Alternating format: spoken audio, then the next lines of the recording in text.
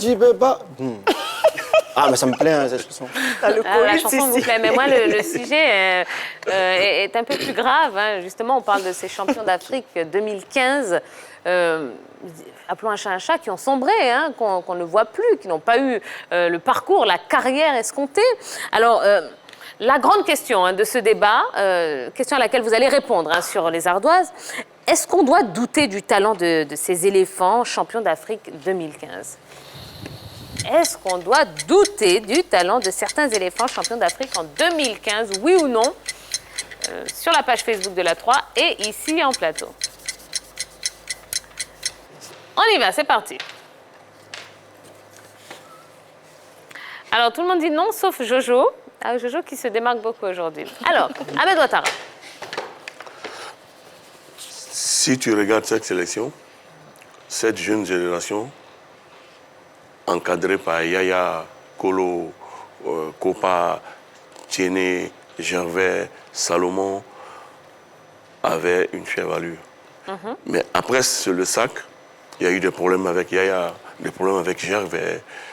Kolo prend sa retraite, Kopa prend sa retraite, Salomon prend sa retraite, Gervais n'est plus en sélection. Après, moi je pense, dans chaque ligne, il faut qu'il y ait des leaders. C'est ce qui a manqué à cette équipe-là pour pouvoir permettre à cette jeunesse-là de pouvoir continuer. Parce qu'eux, ils ont été surpris par ce sac-là. Parce qu'ils n'avaient pas joué autant de matchs. Oui. Ce pas des gars qui étaient au summum de leur art. Ils commençaient à devenir des futurs cracks. Malheureusement, le sac pour eux, pour moi, peut-être que ça a été un aboutissement, mais je pense qu'ils avaient quand même beaucoup à prouver. Mais là, Ahmed Ouattara, vous parlez uniquement de la sélection ivoirienne. Oui. Mais on parle également de la carrière en club qui n'a pas été, qui a pas été mirobolante, alors qu'ils ont bénéficié quand même d'une belle exposition avec ce sacre. Donc, est-ce que c'est un problème de talent, un problème de niveau pour ces joueurs?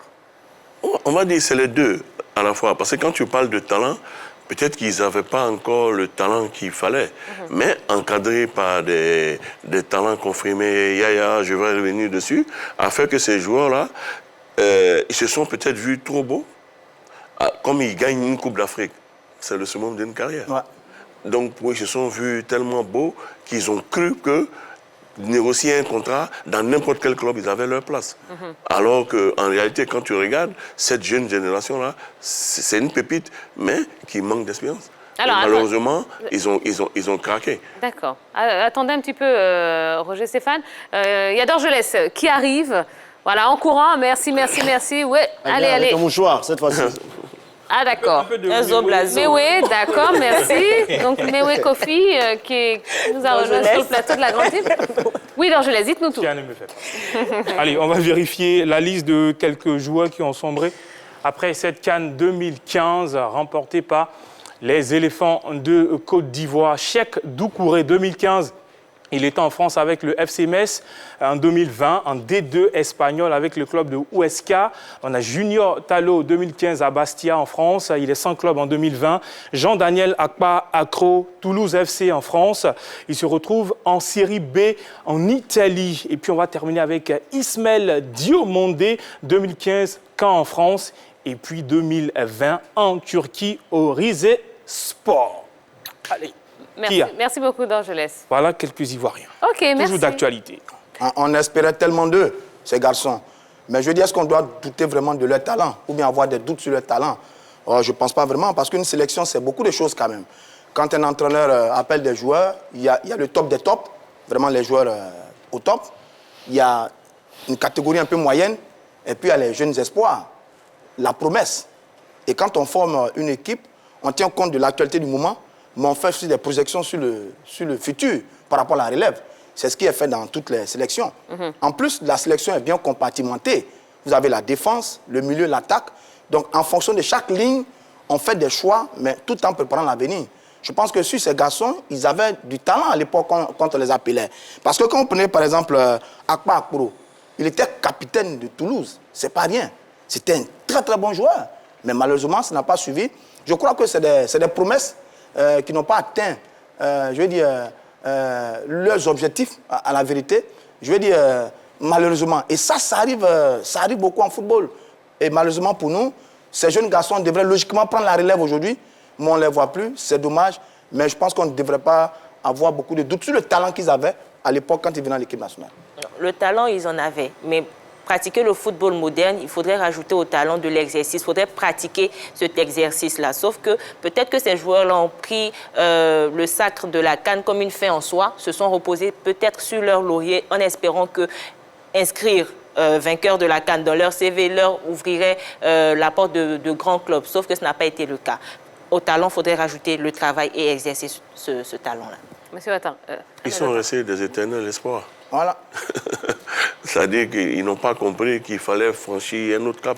Et pour eux, je pense que c'est là où a commencé la difficulté. C'est ça qui est venu un peu. Donc c'est un manque de travail pour vous? Pour moi. Quand tu es footballeur, tant que tu ne travailles pas, tant que tu ne te mets pas en tête qu'il faut bosser pour atteindre un objectif, ça devient compliqué. Tu sens ça dans le quotidien du joueur. C'est l'effet contraire qui est arrivé malheureusement. Parce qu'à partir d'un tel exploit, vous vous dites que, ah tiens, le monde a les yeux rivés sur moi, j'ai un potentiel parce que j'ai participé à l'aventure d'un sacre continental, donc je me dois de relever le défi et d'élever mon niveau de jeu. C'est ce qui malheureusement n'a pas été fait. Et l'effet contraire, c'est que beaucoup parmi eux ont été plombés justement par ce niveau de sacre, je veux dire, continental. Ça, c'est dommage parce que vraiment, on avait placé beaucoup d'espoir en certains garçons dans cette sélection. Alors, on parle de ceux qui ont sombré, mais il y en a aussi qui sont 5 ans après, toujours au top niveau, dans des top clubs. Dorgelès arrive et il va nous présenter ses joueurs. Alors, dites-nous tout, Dorgelès. Allez. Les joueurs, toujours au top niveau. Serge Aurier, notre capitaine. 2015, il est avec Paris en France. 2020, avec Tottenham en Angleterre. Eric Bertrand Bailly, Villarreal, juste après la CAN. Il est parti du côté de Manchester United en Angleterre. Max Alain Gradel, AS Monaco. 2020, Toulouse. Roger Assalé Claver, 2015, CO Sport de San Pedro en Côte d'Ivoire. 2020, Leganés en Espagne. Sylvain Bowo, CO Sport de San Pedro, finalement, 2020. Il va rester jusqu'à maintenant au tout-puissant Mazembe du tout-puissant président Moïse Katumbi. En République démocratique du Congo. Merci beaucoup, Dorgelès. Alors, justement, comment se fait-il qu'il y en ait qui, 5 ans après, soient ici, et d'autres pour qui ça n'est pas marché? Oui, mais parce qu'il y en a qui sont plus forts que les autres aussi. Dans une sélection, c'est toujours pareil. Je parlais tout à l'heure du top des tops, parce que Serge Aurier et Eric Bertrand Bailly, c'est la crème, hein? C'est vraiment des garçons extrêmement talentueux. Il n'y a pas longtemps, Serge Aurier, quand il était au Paris Saint-Germain, il était quand même considéré comme l'un des meilleurs latéraux là, à son poste, là, à droite, là, dans la défense de l'équipe du Paris Saint-Germain. Eric Bertrand Bailly également, n'eût été sa blessure. À United, il était parti pour être un formidable défenseur. Là, il revient même à son top niveau. Donc, il y en a quand même qui ont un bagage, un coffre, je veux dire, légèrement, mais nettement au-dessus de la moyenne. Donc, forcément, eux, ils ont le temps de travailler, donc de rester dans la même dimension par rapport à d'autres qui n'étaient pas top. Donc, je pense que c'est l'élément essentiel qui peut expliquer que Aurier et Bertrand soient au top pendant que les autres sont en train de disparaître. On a une réaction sur la page Facebook. Il y a Ketty Armel Théa qui nous dit, dans un groupe de 23 joueurs, je pense que tout le monde a du talent selon les circonstances de l'évolution de la compétition. Ouais. Ouais. J'ai pas tout compris là. Hein. non, les circonstances. Selon les circonstances. C'est quoi les circonstances de l'évolution? Carrière ou compétition? Peut-être carrière. Carrière. Je sais Peut-être pas. qu'il a voulu dire carrière, Je sais mais pas. bon, après, est-ce qu'il a écrit? Ahmed Ouattara, vous êtes d'accord? Donc ce serait un problème de niveau, tout simplement? Oui, quand tu regardes Serge, quand tu regardes Eric, ils sont restés au top tout simplement parce qu'ils sont dans des grands clubs. Et là-bas, quand tu es à Manchester, le matin, quand tu te réveilles, on sait qu'il faut. C'est le professionnalisme. Alors que. Oui. Oui, allez. Et quand tu regardes Serge Aurier, il est à Tottenham, donc c'est quand même c'est un Big Four, quand même du championnat anglais. Donc c'est quand même déjà le haut niveau avec eux. Donc ils le vivent au quotidien. Malheureusement, quand vous parliez de Talo, Akpakpro, après ça, ils sont où? Ils ne sont même pas encore dans les top 10. Je crois que Talo était à Lille. À Lille, malheureusement, il se fait prêter à Chambly. Bon, déjà, tu vois l'écart de niveau. Mais il y a une question qui me vient. Quand on fait une telle CAN, comment est-ce qu'on revient en club? Avec quel état d'esprit? Et puis après, quel choix on fait? Parce que quand on est sollicité, il y a aussi le choix du club. Quand on est sollicité, est-ce qu'on fait le bon choix en ayant bien pesé sa valeur réelle par rapport au choix du club où on va? Ou alors on se surestime soi-même et puis on fait un mauvais choix après? Non, je pense que dans leur choix, ça a été plus pécuniaire qu'autre chose. Ah, d'accord. Ouais. Est-ce que c'est normal qu'aujourd'hui, 5 ans après ce sacre de 2015, on parle encore de reconstruction au sein de l'équipe nationale? Ça commence à durer, cette histoire. Ahmed Ouattara. Je vais rebondir sur la question et vous dire que justement, c'est pour ça qu'il faut qu'il y ait des élections, qu'elles soient transparentes et qu'on ait du sang nouveau pour apporter ce qu'il faut à ce football-là, qui pour moi est dans un état de liquéfaction pas possible, surtout sur le plan local. Alors qu'aujourd'hui, bon, un des candidats est le président de la Ligue. Donc, pour moi, c'est inadmissible. Après, il faut se poser des questions. Bon, qu'est-ce qu'on n'a pas apporté en 18 ans ou en 20 ans qu'on pourra apporter en 4 ans? Pour moi, ça va être du réchauffé. C'est pour ça qu'il faut avoir quelqu'un qui va vraiment repenser le football en Côte d'Ivoire. C'est important, c'est fondamental. Parce qu'aujourd'hui, on est dans un état... Je parle du football local. Hein. Maintenant, après, on peut s'en vanter avec... on a gagné une Coupe d'Afrique, on a une Coupe de vainqueurs de Coupe. C'est ça, l'objectif. Mais après, le football local, qu'est-ce qu'on en fait? On reconstruit et le travail est difficile pour Baumel à cause de ces joueurs-là qui ont échoué. On va dire entre guillemets, entre griffes qui ont échoué. Parce que il y a 5 ans, ils étaient juste, on va dire, plus ou moins des seconds. Doucouré, par exemple, il remplaçait Yaya Pamouma. Donc quand Yaya part à la retraite, c'est lui qui doit reprendre le flambeau. Donc on n'a plus besoin d'aller chercher quelqu'un d'autre. Mais comme ils ont échoué, et puis si vous allez regarder la plupart de ces garçons, ils ont entre 27 et 30 ans. Donc ils ne sont même pas vieux. Est-ce qu'ils ont menti sur leur âge aussi? Bon, on ne sait pas, parce qu'on ne sait jamais. Ils sont trop vieux, on ne le sait pas. Mais c'est eux qui devaient prendre la relève pour continuer la génération de 2015. Mais comme ils ont disparu, tous ceux qui viennent après, c'est-à-dire Camara et Baumel, là, sont obligés d'aller chercher d'autres garçons. Donc c'est eux qui sont un peu responsables de cette situation qu'on a. Sinon, logiquement, ils devaient être dans la trajectoire de 2015, après le départ des Yaya et autres. C'est eux qui devaient reprendre le flambeau pour faire monter notre équipe nationale. Absolument. Avant de revenir sur ce que vous disiez, hein, j'ai un petit carton jaune à mettre à Roger Stéphane, parce qu'il a dit une bêtise tout à l'heure en parlant de Talot. Hein, vous avez dit que Talot a quitté Lille et il a été prêté à Chambly. Ben non. Hein, d'accord. En partant de Lille, il a été Bastia, à Amiens. Ajaccio. Après, il a été au Portugal. Hein? Et ensuite Chambly. Oui, Bastia, Ajaccio, d'accord. Oui, Chambly, là, il est sans Clément seulement. Donc, méfiez-vous et faites attention à ce que vous dites. Alors, on va revenir sur cette élection de la FIF. Hein.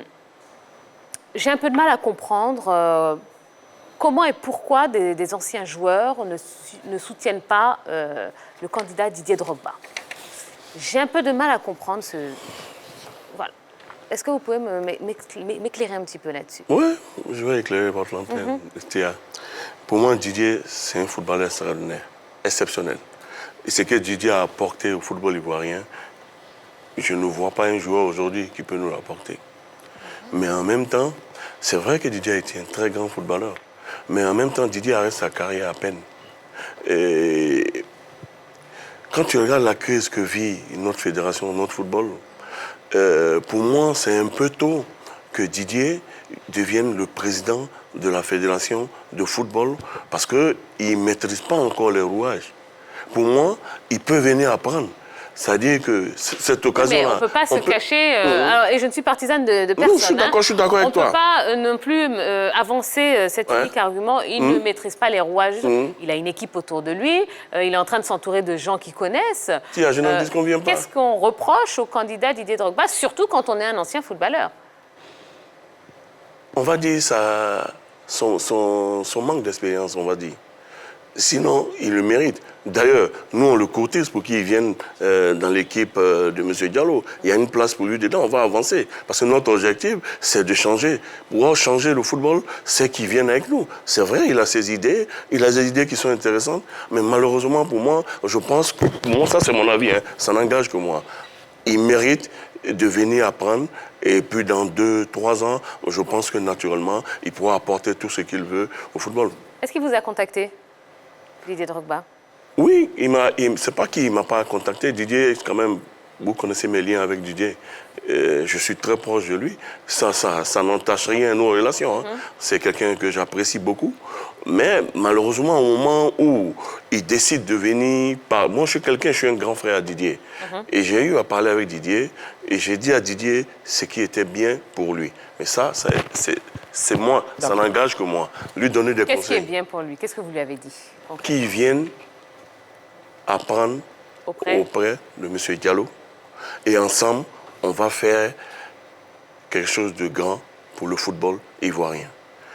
Maintenant, son choix, s'il comprend, il y a une porte qui est ouverte, on l'attend toujours.